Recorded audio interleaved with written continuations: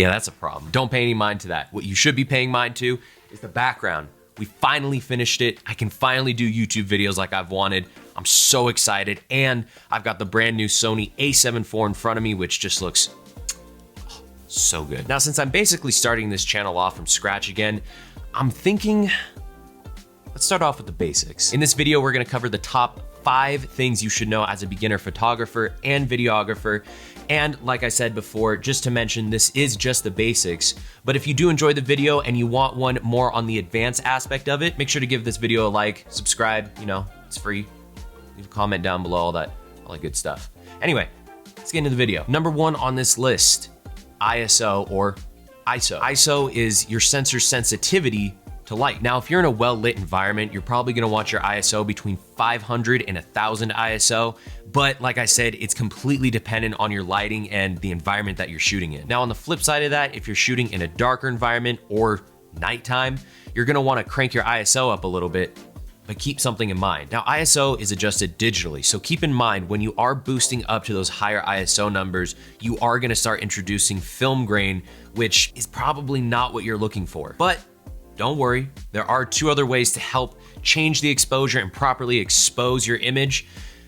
Let's get into the first one. The other way to help expose your image is by adjusting the aperture, or more commonly known as the f-stop. Now, the aperture of your camera is referring to how open your lens diaphragm is. Lower apertures such as f1.4 or f2.8, which is what my camera is set to right now, not only gives you a brighter image, but also gives you this blurry background that you're seeing right now, which is more commonly referred to as bokeh. Now, if you switch to a higher aperture like this, you notice that the background behind me is more in focus. Now, keep in mind, opening up the aperture will not allow as much light onto the sensor, which will give you a darker image.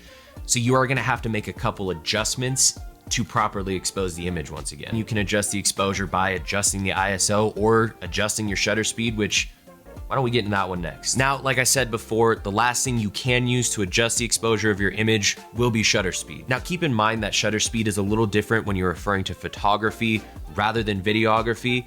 For simplicity reasons, I'm gonna be talking mainly about photography, but if you do want a video on me talking about shutter speed in the video sense, just leave a comment down below and I'll give it a look. Now, you can probably gather what shutter speed is just by the name of it, but it is in fact how fast the shutter opens and closes. Now, fast shutter speed is often used if you want to capture movement without any motion blur. Now, a quicker shutter speed will also darken your image, so make sure that you're making the proper adjustments in your other exposure settings to properly expose the photo when you do end up changing your shutter speed. Now, on the flip side of that, as you may have guessed, a slower shutter speed will bring that blur into the photo and also brighten up the photo. If you've ever seen a long exposure picture, which I'll actually put one right here. I didn't take this photo. This is just one I got off of Google. That's how that was taken. It was with a slow shutter speed. Now, to make it a little bit easier to compare fast shutter speed and slow shutter speed, I need you to take a look at this photo. As you can tell, the fast 1/500 shutter speed captures a much more still image, whereas the slow 1/4 shutter speed creates this blurred view of the pinwheel. Now, both fast and slow shutter speeds have a place in photography.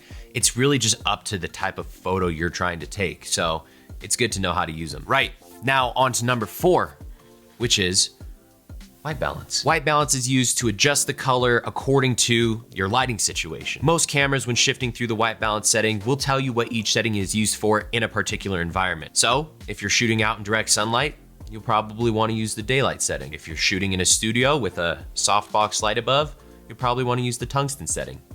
It's just completely up to the situation. Now, if I'm being completely honest with you, a majority of the photographers and videographers that I talk to keep their white balance setting to auto, but it is still good to know what each setting looks like. So just experiment, change it between photos.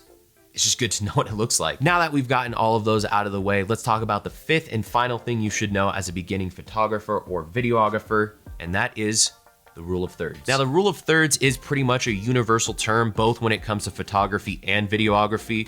And to put it simply, it's just composition guidelines, which splits your image into 3 sections. Let me show you what that means. Let me throw a grid on the screen for you really quick.